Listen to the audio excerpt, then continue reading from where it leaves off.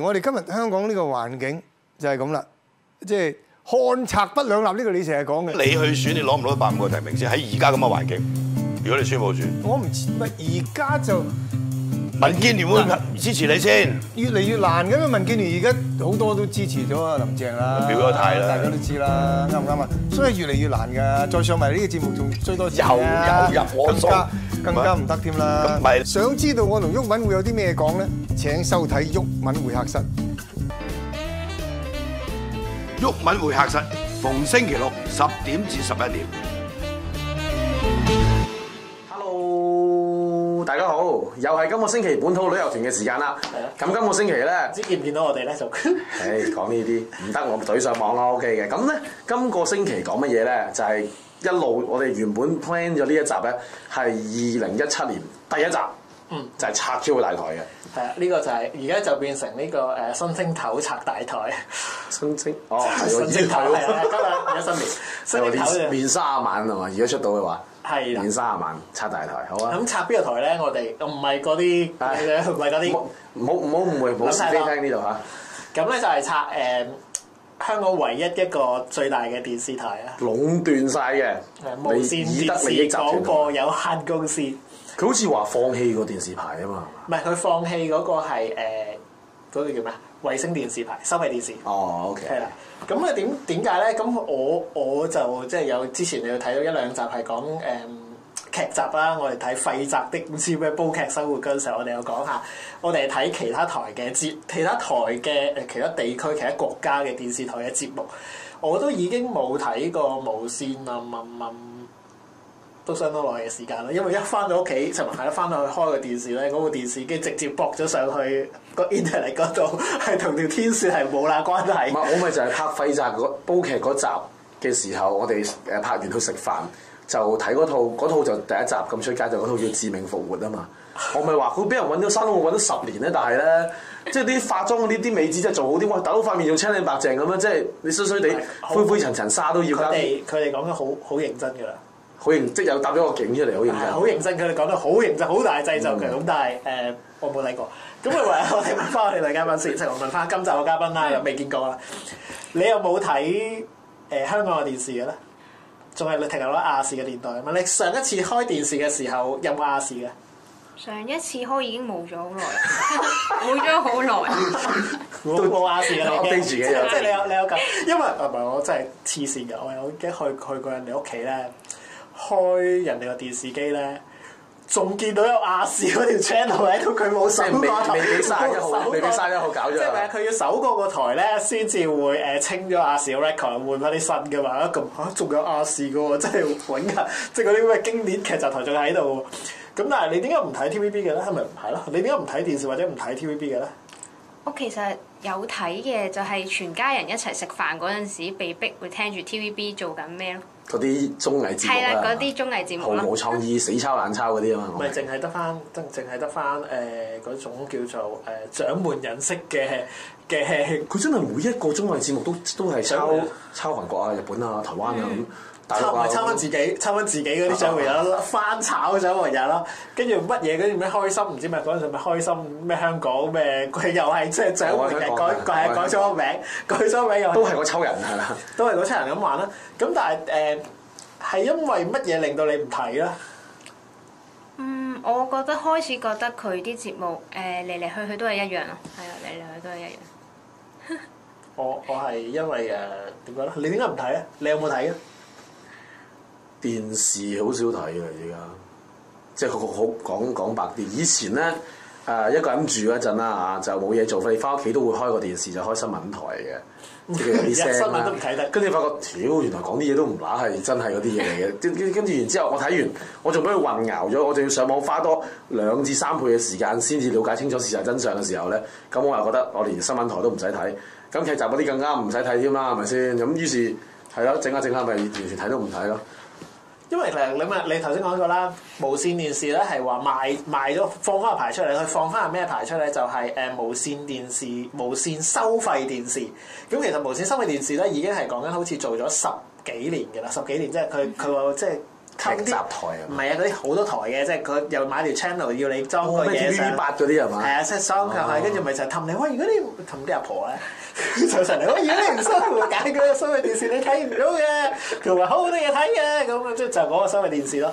咁就係另外一條 channel 嚟嘅，咁就逐月個月 pay 啦。其實呢個收費電視無線收費電視之前咧，用呢個名之前用過好多，我都唔記得佢叫咩名，又叫做咩銀河衛視啦，咩 Super 新啦，其實講咗好多名嘅，因為一路都唔得，跟住又換咗個老闆，又改個名，換個老闆又改個名，佢玩咗幾年，但係都唔係幾年，10幾年，都係攝片。我知嗰啲係會一啲大中華地區撈埋一啲音樂節目啊，會有國語歌啊，有數榜啊成啊。嗰陣時阿胡培慧啊、金光咪嗰啲嚟㗎。嗰啲係喺嗰度啦。喺嗰邊嚟嘅。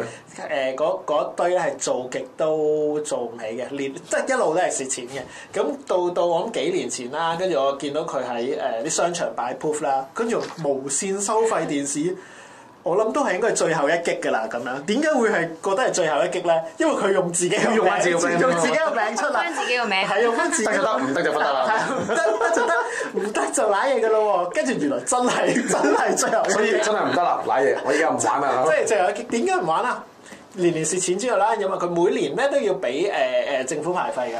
一個收費電視牌大概係佢可以慳到630幾萬咯，即係已經係要去到你慳呢啲幾百萬嘅價錢咧，即係死啦！唔好連慳翻牌費多600幾萬，因為點解咧？因為佢係個蝕落去啊嘛。係今日係無線幾多年啊？49幾年啦，未到50，未到50啦。頭先我啲研究極都研究唔知道。未到呢啲問題懶得 Google 我認真嚟講，唔係我哋做節目唔認真，係對呢一個電視台而家呢個節目冇興趣。係啦，係即係應該未50嘅，未到50應該唔知可能下年，可能下年佢永遠都係寫住邁向50週年㗎嘛。係啊，都邁向咗幾年，邁向咗幾年。咁應該下年啊，我唔知可能48、49。唔係冇分別嘅，因為佢去到邁向50定係邁向60都好咧，以佢而家咁樣呢10年8年嗰個經營方針係唔會變嘅啲嘢。有嘅點解啲台都係咁樣嘅？香港嗰啲啫。香港因為你諗下講真點解會搞成咁咧？經營模式一定有問題。人類都係懶㗎嘛，你明唔明啊？人哋好懶㗎嘛。任何一個機構都係係啊，即係個問題。咦？你好似冇嘢啦。我搭咗喺度，我大台我搭咗喺度，我乜嘢都唔使做，啲錢係咁樣入。即係嗰啲叫咩？即係以德利益集團啊嘛。係啊，即係你啲錢都喺度嚟㗎，你唔租你唔做任何事，嗰個收入都唔會差到。咁我哋跟住都收到嗰啲叫咩啊？電視台過嚟嗰啲廣告，即係我俾嚿屎你食，你都會食嘅時候咧，嗰啲廣告收費嗰啲價目表啦，我仲嗱一説加價嘅啫咁啊，終於都唔掂啦！今次去到2016、17年，佢係上市之後咧，第一年發出呢個盈利，即係年年都係賺好多錢。佢係講緊雙位數幾十億嘅，今年去到發出盈警喺度講緊倒退緊係50幾個%到60幾個%。咁多？係啊，嚇死你！絕對如果一個老細就一咬。其實應該數年，應該2010年11年度已經開始係大家 feel 到好大件事。你諗下，當其時一啲劇集大結局會有50點收視、40點收視，慢慢依家係30點收視、20點都話冇嗰啲，即係你會 feel 到嗰個坐定睇電視嗰啲人個可能性係一路喺度跌下降緊。咁點解啊？喂，好簡單，我套劇集幾好睇都好，我可以 archive 時候我重溫翻啦。我唔會 dead moment 坐喺度電視度睇啦，即刻。同埋我係唔需要攞個電視睇，我攞部電話，我智能手機開個 app 咪睇到咯，係咪？咁即係嗰個係個成個科技嗰個流程轉移咗啊，所以。如果仲係依然 keep 住呢一種營運模式，咪只會一路 decreasing order 咯，就好似當時嘅唱片業咁咯。結果我哋講過啦，結果咪你話仲要打擊 MP3 啊嘛，係咯，冇人聽咯，打擊下個制式咁啊，突然間一個斷層，咪全世界有啲人唔聽咯。咁咧，咁點算啊？原來依家真係可以，嗰陣時仲話 download 又犯法又成，依家你根本都撳都撳唔到，於是你人哋，我仲要我個 MV 首播喺 YouTube，你咧你攞去播啦，都冇人肯播，即係咪搞到咁樣咯？即係而家係其實喺電視業都係有呢種 feel 㗎，其實。電視業佢你見到今年開始無線開始 cut loss 啦。即係除咗佢前幾年因為要賣俾我哋嘅即係嗰啲偉大嘅祖國別染紅之個內外，唔好話偉大啊！佢哋又話㗎啦，係啦，即係咯，賣俾啲豬啊，啲蠢豬乜鬼都要嘅係嘛？賣俾上高年青有為嘅企業家係啦。咁之外咧，點解咧做靚盤數嗰期前幾年嗰條數咪好靚嘅，賺50-60億咁樣嘅，跟住一賣好多年都好靚，係啊，一咪做靚盤數，跟住即係所有 cut 曬啲筆值，做靚盤數，跟住買咗佢，佢冇攞錢。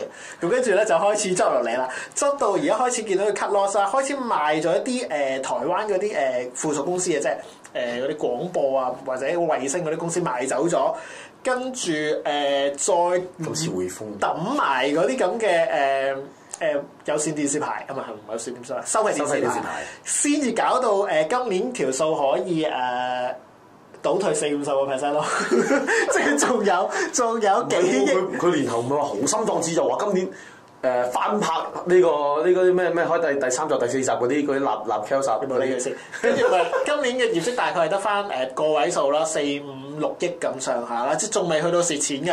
咁但係個問題係你係賣咗資產嘅結果嚟，唔知佢好似就嚟賣 Q 晒。佢將啲窮親戚趕晒落船，趕晒落車。係啊。然之後，我都仲係貴族嚟㗎咁樣咯。即係仲係未到紅字咯。咁好快，我驚佢50年，跟住慶祝半世紀，跟住所以成績單係紅色咯。咁就真係大鑊啦。咁同埋佢有近期咪好興好 hit 喺度強烈地喺度谷嗰個咩啊？MyTV Super 嗰個咧。收費盒啊嘛。係啊，收費電視即係其實點啊 ？cut 咗嗰個收費電視就轉去另外一個收費模式啫。因為其實跟住第一年送俾你，就博下年收你錢啊咁嗰啲咁咯。係點講啊？N 咁多笪地方。不停咁送俾你1年啦，3個月。佢冇話送俾你㗎，佢就賣電視廣告係話要收錢㗎。係啊，就好似彷彿做到好似好多人事情。原來已經俾咗㗎啦！哇，咁多人都俾我樹黨啦。唔係佢賣啲 Super 大概而家用戶數去到差唔多突破佢寫啊200萬。咁多？即係送咗100萬出嚟好啦。嗱，有200萬嘅，我哋唔好睇少人哋。佢冇賣個盒咁犀利。即一個考佢可能坑4個人。一個家庭4個人。喂，sorry，唔好意思。啲數你知唔知咁計？我唔係好識讀手指啊。咁係啦，200萬啦，有幾多俾錢睇嘅咧？心有數啦，心中有數啊！你即係而家申請唔知送幾多月啦，申請電信公司又送1年啦，跟住唔知匯豐唔係豐澤買嘢，唔覺意買嘢又送幾個月俾你啦。咁真係有幾多個用戶係科水唔知700幾啊？700幾蚊啊！1年。係啊，我呢個好懷疑嘅。唔好玩啦！我攞一半價錢買個盜版米盒。冇，我哋唔教你講，我哋唔教人哋呢啲。你唔使教啦，佢落去走轉鴨記已經有啦。我唔教你呢啲。你自己你曉㗎啦。好易學嘅啫。其實唔使買都得。你上幫電視咯。唔係咁點解咧？就因為佢其實而家嗰個世代咧，已經冇人係跟即係前1兩幾年就冇人跟銀行嗰個時間表去咩㗎啦嘛，冇人會跟電視台或者電台嘅時間表去睇節目㗎啦。一定時候重溫㗎啦。邊哪度有咁得閒？我邊哪度有咁得閒？你有冇得閒啊？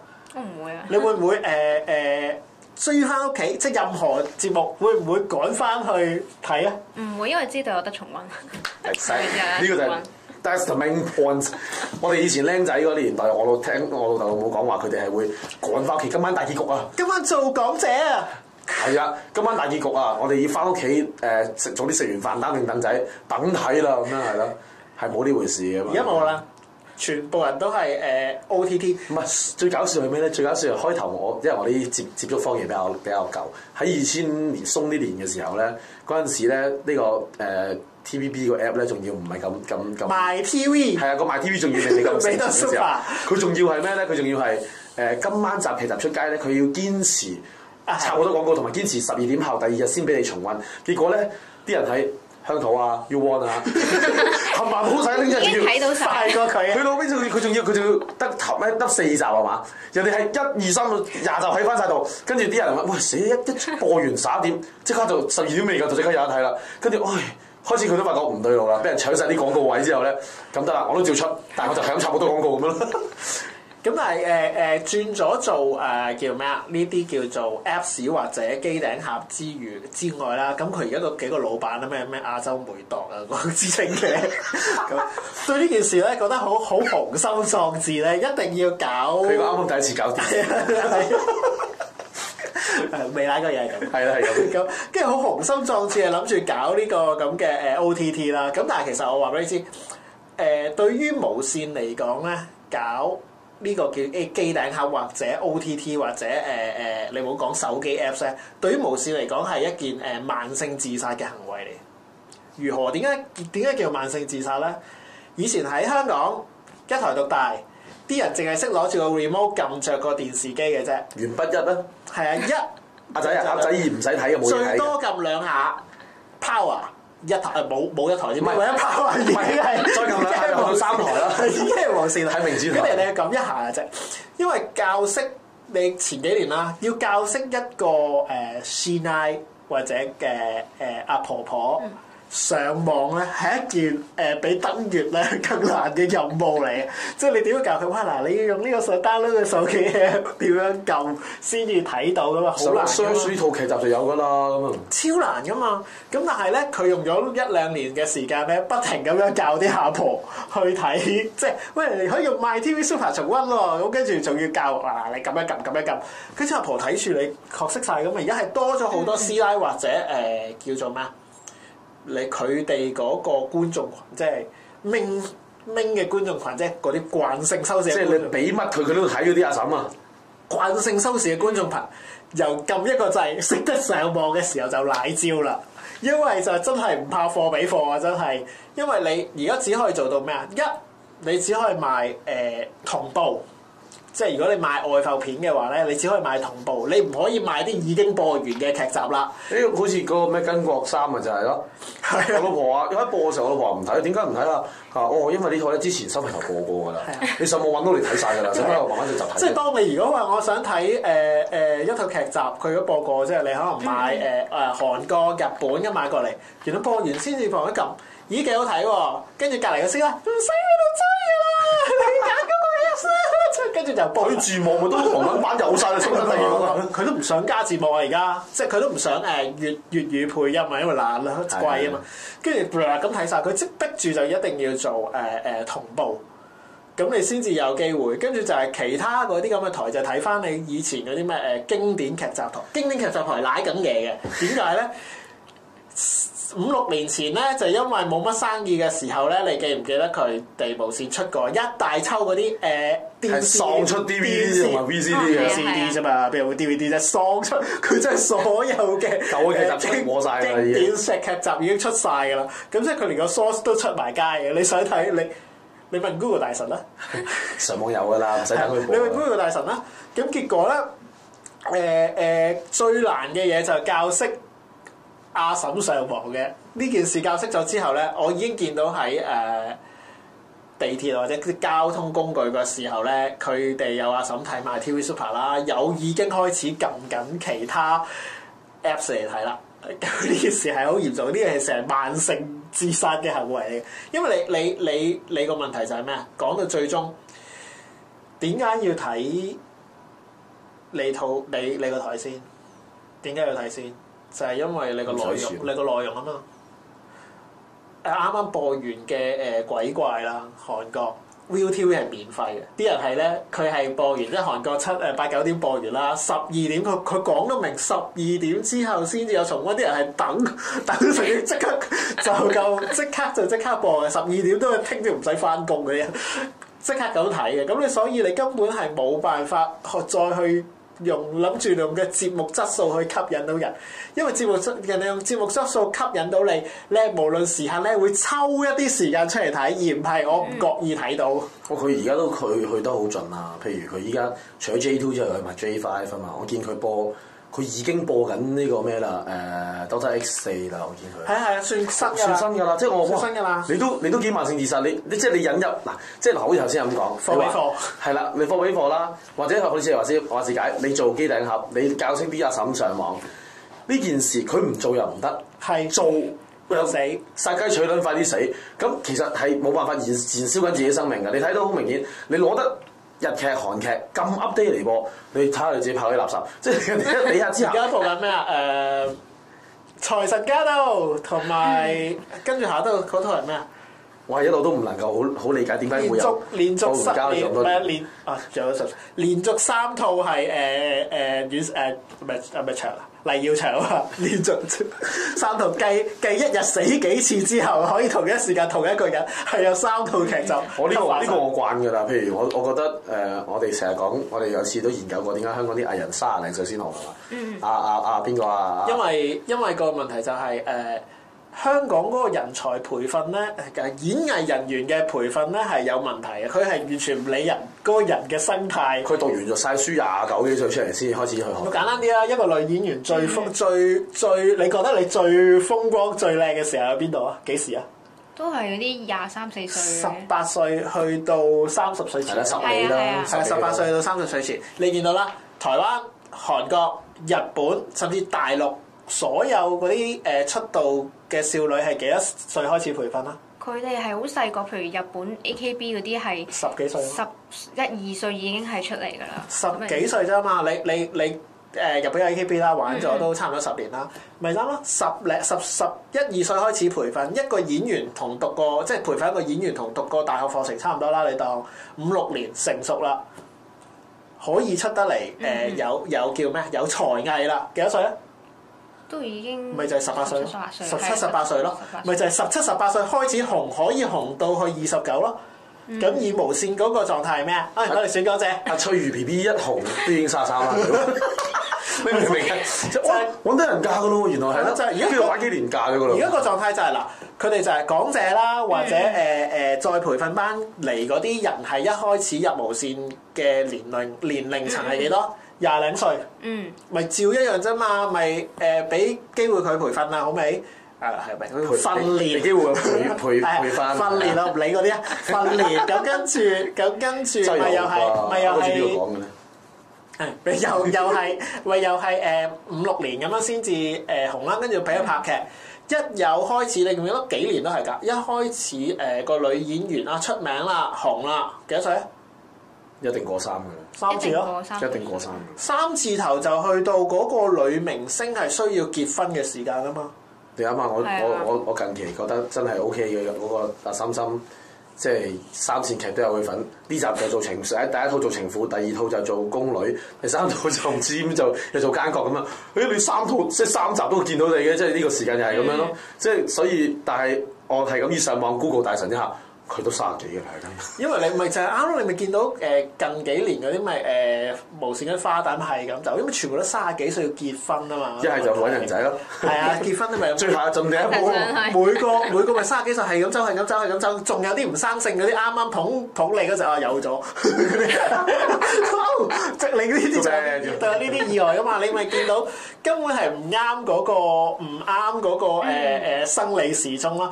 香港最後一批啱生理時鐘嘅女演員係咪九餅啊？九餅都唔係 Twins 咯。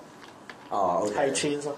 佢培訓到而家，你見到個 Twins 咧紅咗都10幾年啦。唔止咯。佢啱啱先30零嘅咋。係，佢都係30零。佢啱啱先30零，係啊，先至開始諗住即係都要結婚嘅啦。但係佢講真，咪就啱咯，10零歲開始出。佢而家係開始可以開情懷10週年演唱會。係啊，但係你望落去仲係唔係即係開始老態未有嗰啲㗎嘛？就係因為女明星發明星夢係一定要早嘅，男仔可以遲5、6年。OK 嘅，都早啲啦。係啊，即係明星夢係真係要早發嘅，輸嗰啲真係唔乸使。以前嗰個年代咧，我僆仔咧林子祥咧可以20幾、30歲先出嚟，或者30幾、40歲先出嚟唱歌係可以，但係而家真係問地水，即係我覺得應該係呢個係無論係咩嘢，你好簡單啫嘛。好似之前我哋或者我未來我哋會講嘅一啲，譬如我睇國內一啲歌唱節目咁樣，你喺韓國揾佢過嚟，喂大佬，人哋又唱得又跳得又乜精色藝俱全，基本培訓一個沙頭嘅年輕人咁樣，咁你會諗，喂點解會咁㗎？你香港沙頭嗰啲咪我一係得大隻，一係得個靚仔，一係唱得，但係好醜樣，唔識做戲嘅。係咯，即係是但一樣嘅啫嘛。但係人哋係真係 OK 晒嘅。人哋嗰個基本培訓係因為喺培訓嘅階段咧，已經有一個好殘忍嘅淘汰制，就好似日本嘅 AKB 啦。係啊。300幾人、400幾人一個 group。殺出嚟殺到佢，去到有人知，佢已經係贏咗噶啦嘛。佢人知都仲會西噶嘛，係仲要殺啊嘛，仲要殺啊嘛。咁你話韓國嗰個培訓係更加殘忍啦，跳你斷腳啊，都未必出到道噶嘛。咁你所以佢一開始出嚟嘅人，即係個演藝人員嗰個平均能力咧係好高啊，即係平均能力高。就算台灣而家你講緊講啲咩棒棒堂同埋黑力會啊，咪就係10年前嘅咯。係啊，咁10幾年係10幾年前嗰陣時候，咪又係一大班僆仔嘈。而家棒棒堂同黑力會嗰啲已經大個晒㗎啦。但係仲有一大堆係已經大個晒。嗰陣時嗰啲妹妹10零歲嗰啲，而家已經係20零歲，而家20零歲，但係佢哋仲有一大堆係喺個演藝圈度即係戒得出名，仲有喺度生存咯。咁但係你平均講緊係咩啊？我有100個掟落去啊，我有1成得啦，我都有10個演員揀啦。你而家你無線你講，咪點解會不停咁重複嗰啲人？我冇得揀啊！阿陳豪拍到成都就嚟5張咁滯，你仲喺度扮緊型嘅時候咧，你就喺度諗，咦？點解會咁嘅真係？冇你俾份演員㗎，佢透佢。我得嗰啲走咗啦，唔係即係你咪嗰啲林峯走咗 ，Bosco 走咗，真係陰功。跟住你變咗30幾歲嗰啲係就走，一係就揾人仔，跟住咪喺度又刮翻嗰啲咩咯嗰啲老戲骨翻嚟，間唔時回流又翻嚟拍一套咁樣咯，或者走咗3-5年之後。呢個係搞到你自己冇晒演員啦，跟住你唔可以話佢哋演戲差嘅，咁再加要配合你自己本身嗰個我同作息都係嘅，你個劇本噶嘛。無線係依然出名係一 Q 個拍撚到朝頭早噶嘛。嗰次頒獎禮啊，鄧萃雯咪話：我依家翻開大號揾人仔嘅時候咧，即係8個鐘就8個鐘噶啦，係啦，作息好定時㗎。係啊，我想話俾你知啦，真係大牌嘅演員咧，唔係8個鐘啊，係計時間係由你踏出酒店門口嗰下開始卡開工，因為大陸嗰個拍攝路程遠啊嘛，我冇理由望 Q， 我可能我由行出酒店去到拍攝場，你要2粒鐘啊嘛，咁我咪蝕俾你咯，即係嗰個演員咪蝕俾你咯，所以佢係踏出門口嗰刻就已經係計工作時間，車程係卡埋落去嘅，你嗰啲拍到死啊！唔係 TVB 係好出名嘅，咁拍到第2朝早餐嗰個。睇下邊啲人啦，咁你有啲係可以真係咁樣同人嗌交，oh shit 咁樣咯。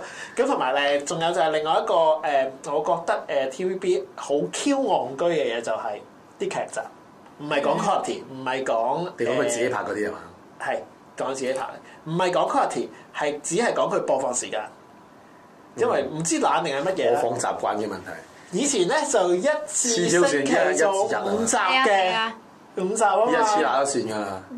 而家我好忙，好 Q 忙嘅，而家啲人1個星期做5集啊，都追唔切啦。佢做7集，你仲要1個星期做7集添，咁邊個會追到咧？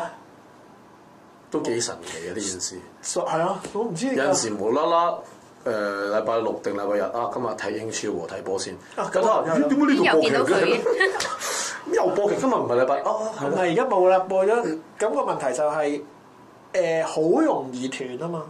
喺而家嗰個現今社會嗰個人嘅資訊量咧係好容易斷，唔係個個日日翻屋企就睇你嗰個叫咩啊？睇你電視啊嘛，冇人睇電視嘅。冇㗎啦，你真係我就算嗰套戲你真係好想煲、好想追都好咧，你咪唔好睇2-3集咯，跟住慢慢揾時間坐低一 Q 過重溫3集啫嘛。你攞個 app 已經得啦，做到啦。所以嗰陣時候我都有講過，喂，點解王維基出嗰個香港 TV 嗰陣時候咧？好 Q 戇居咁，又係一次過1星期做5集，係累死佢。而家根據幾個地區啦，美國、日本、韓國或者台灣，對翻而家現代人，我哋現代人大概可以頂到嗰個劇集量咧，係1個星期1集起2集止。太多咧，下一次再睇嘅時候你唔記得咗㗎啦。追唔到啊，因為大概1個星期1集到2集咧。美劇咧，因為美劇嘅 quality 係強，佢個故仔嗰個力量強啲，佢可以頂到1個星期1集。日劇就習慣咗1個星期1集，跟住韓國咧就1個星期2集。1個星期2集，我覺得係唔錯嘅內容分量嚟嘅，即係你又唔會一定要限時限刻追，死啦！今日追唔到，今日你聽日又有一集，咁你追唔切嘅話，你咪一路跳落去咯。咁你一兩集你就可以有5日可以追得翻啊嘛。咁就個份量係好啲嘅。咁但係如果而家無線已經唔 call 你啦，一個星期7集，所以結果唔睇，一集都冇睇過。你翻到屋企都做完，有啲我連買 TV Super Apps 都冇裝過。有嗰陣時有裝過嚟為咗咩抽獎咯。為咗抽獎佢係喎，係啊，係為咗抽獎。有咩獎抽啊？又唔知嗰啲車啊樓啊，唔知撳嗰啲極掣嗰個 TV 或者 Bad，投票咯，係啊，嗰啲 TV Baddy 嗰啲咁樣就可以有得你證明其實我 fans 咁佢啲都已經計咗200萬，你個200萬喺嗰個觀眾群入面㗎啦。咁去到呢一刻，我哋知道今年2017年即係50年啦，無線未到50週年咧，應該就開始確定係走下坡啊，因為呢其實呢3、5、7年已經 drop 得好快添啊。係啊，因為就算直情係因為網絡嘅關係，OTT 嘅盛行，我都睇 Netflix 啦嘅盛行，自己選擇節目嚟睇咧，係已經開始撼動緊本身嘅大台，甚至任何一個台有時間表嘅台已經開始唔得。係個時間表係一定已經唔會可以跟到翻㗎。好似我啲咁嘅賤人咧，我直頭同你講，好簡單，我唔使得閒睇佢而家出緊咩劇集，嗰啲垃圾我唔會睇嘅。都除非個坊間好有 noise，我會一次過等佢播晒，一次過睇翻晒。係啊。咁我而家做咩啊？我淨係好簡單，我炒翻喂你啲美劇。去到 season 8定 season 9，我逐個 season 一次咁慢慢煲，我都唔 Q 得閒啦，係咪先？你真係即係好簡單，好似呢個 Walking Dead 嗰啲咁樣。喂，我逐個追翻你已經 OK 啦，係咪先？2月又嚟啦。咪咯。如果最後就係講，如果要俾70零蚊一個月去裝呢個買 TV Super， 申請 Netflix 啦，都係呢個價錢嘅啫。甚至你俾多20蚊。4個人分挑可以好抵好多㗎，其實多嘢好睇，好睇多嘢睇好多。我之前申請過冇咁多嘢睇嘅，但係近年開始唔係近年，佢都係年零啫嘛。呢幾個月開始係多咗好多節目，係多到哇！你可以唔使喐啦，係啊電視真係睇啦。咁你個條天線剪 Q 咗佢，係冇用啊！你插 level 嘅嘢嘅。係啦，咁叫做俾少少期票啦，跟住落嚟會揾一集講下，因為我哋都其實講劇集啊，講成都好多時候會將香港嘅製作同國外外國啊，或者國內啊，或者亞洲地區啊，其他地方嘅一啲電視節目啊，去 compare 咁樣。其實你睇到嗰個製作個水準啊、質素各方面，其實爭，即係我哋係真係爭個人好遠。大陸都好過。個主要原因係乜嘢咧？係真係冇創意，喺度死抄。以前咧，我哋香港好多嘢，我哋自己去推出嚟先嘅。但係而家唔係啦，你發覺咧，首先台灣、日本出咗先啦，跟住然之後韓國出咗，跟住出第2啦，台灣出第3啦，大陸先抄喎。咁唔緊要，你仲要抄遲過大陸，咁你真係唔係抄都唔緊要啦。你個製作改下，你直頭就咁搬字過紙，你哇算啦，搬字過紙照抄，你買拉神都算啦。冇買拉神啦，冇買拉神啦，有買拉神用埋我名添啦，你連嗰個製作嘅錢都俾唔到嘛？即係我大陸抄佢有個好大嘅製作落去，佢真係你 feel 到佢起碼抌3、4千落去，然之後好大製作啊，然之後成壇嘢就好盛事咁煲出嚟嘅，咁 OK 啊。簡單啲，再簡單啲，點解 TVB 唔自己抄 Running Man 咧？佢之前做過一個唔知咩快樂咩鬼嘢，點解？係啊。點解抄唔到啊？點解抄唔到啊？快樂同盟係咪？勁咁簡單，一個artist 要一隊人揸住 Key Cam 去追，你諗下，咁為直台灣都有㗎。佢拍過幾集啊？草蜢啊係嘛？係啊，謝安琪喺個地鐵個維修廠嗰度跑啊，到撲街，跟住有限地方。我相信嗰啲 camman 係仲係辛苦過佢哋嘅真係。camman 係辛苦啲，因為要副榜啊嘛。你諗下點解唔繼續做落去啊？咪就係如果我有8個人。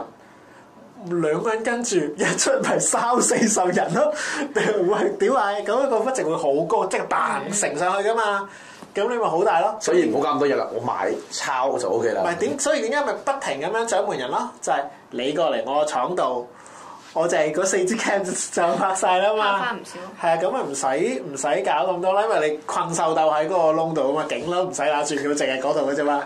嗰個台咁咪慳平啦。跟住咪就係拍咩咯？煮食節目咯，一個景兩條友啊嘛，有限數咯。上高一支鏡影住啲餸，前面一支鏡影嗰兩條友，搞掂。係啊，搞掂啦。好似我哋咁樣拍多嘢之後咧，反而喺呢啲咁嘅製作上高咧，連我呢啲咁嘅新手咧都睇得出，哇！有冇咁求其啊咁樣？咁啊喺跟住落嚟嘅日子，我哋有機會同大家探討下呢方面嘢咯。好，我哋去到今集尾啦，我哋拆完大台咧，得我講你唔講。我哋冇講㗎，係咯。我哋問下我哋嘅女嘉賓先，新面孔咧，望嗰邊嘅新面孔。其實可以唔介嘅。首先我會你會唔會介紹你自己先？等留翻你嗰集先介喎。你會同我，你會同佢講。即係呢集都要介紹。係，你會唔會介紹你自己先？會唔會介紹我自己啊？你可以唔介紹嘅。我可以介紹下嘅。你咁同佢講。就咁喺度講啦。佢有啲靦腆，使唔使俾我 take two 你？take two，你會唔會？佢一定唔止啦。好 take two，喂你今日會唔會介紹下你自己先？我可以啊。係你咁樣，你可以介紹你自己啦。我叫 Alice 何 B 啦，咁而家就係畫緊插畫同埋漫畫嘅。好啦，第二個問題，何 B？咁咪同我一樣係咪？好，咁第二個問題啦，咁就問下即係我哋嘉賓啦。咁你而家現役嚟講有冇固定嘅男朋友咧？唔話你知。哦，OK，即係有咧，笑到咁樣。我每一個啦，屈佢一見佢笑到咁樣就。好，第三個問題啦，咁就係答埋你啦。答埋你啦，即係佢會唔會有機會再喺我哋未來嘅本土旅遊團嘅節目入邊出現咧？係有嘅，因為佢嘅本身嘅職業咧就比較特別啦。咁我哋其實係。今日揾到佢幫我哋手，即係仗義蹬一蹬個腳先啦。咁 ending 咧我唔敢講下一集啊。跟住嚟嘅日子係啦，唔知喺邊度啊？跟住嚟嘅日子，咁就會有佢嘅專訪，係啦。咁下個禮拜同樣時間係啦，再見啦。上網揾到我哋嘅訂閱咧，係我會俾你哋揾到我嘅。係啊，拜拜。